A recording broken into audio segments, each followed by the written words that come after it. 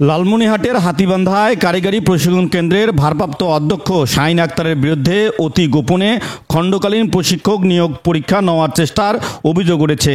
ছাত্র জনতার বাধার মুখে ওই নিয়োগ পরীক্ষা স্থগিত করে দেয় ইউনো। বৃহস্পতিবার রাতে এমন ঘটনা ঘটে।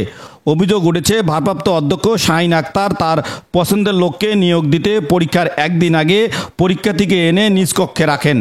খবরটি ছড়িয়ে পড়লে টিটিসি ভবনে জড়ো হতে থাকে ছাত্র জনতা।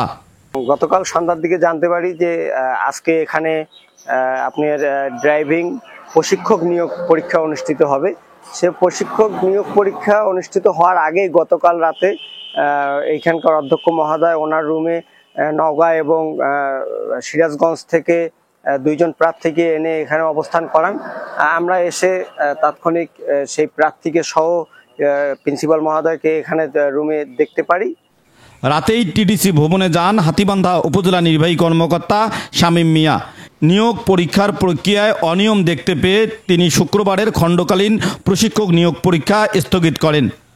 যে সিচুয়েশন দাঁড়িয়েছে, আমরা এই সিচুয়েশনে আগামীকালের যে পরীক্ষা, আমরা সিদ্ধান্ত দিচ্ছি যে আগামীকালের পরীক্ষা আমাদের এখানে হচ্ছে না। আমরা আগামী শনিবারে একটা মিটিং করব।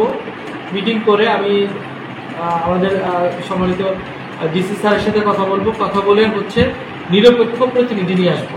টিটিসির এক কর্মচারীর কাছেও এ ঘটনার সত্যতা মেলে।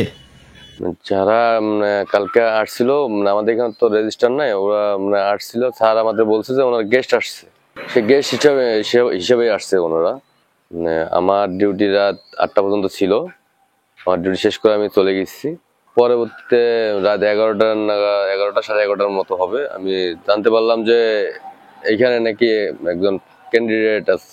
পরে শুনতে পেয়ে আসলাম। পরে আসে এখানে দেখি আমাদের ইউনো স্যার আরো অনেক ভাই ছিল। এ নিয়ে কথা বলতে একাধিকবার ভারপ্রাপ্ত অধ্যক্ষ শাহিন আক্তারের সাথে ফোনে যোগাযোগ করলে তাকে পাওয়া যায়নি। পরে টিটিসি ভবনে তার রুমের কাছে গিয়ে গেটম্যান দিয়ে তাকে খবর দিলেও তিনি দেখাও করেননি, কথাও বলতে রাজি হয়নি। স্যার বললো কালকে অফিস টাইমে আসতে বললো, কালকে আমাদের অফিস খোলা আছে, অফিস টাইমে আসতে বললো।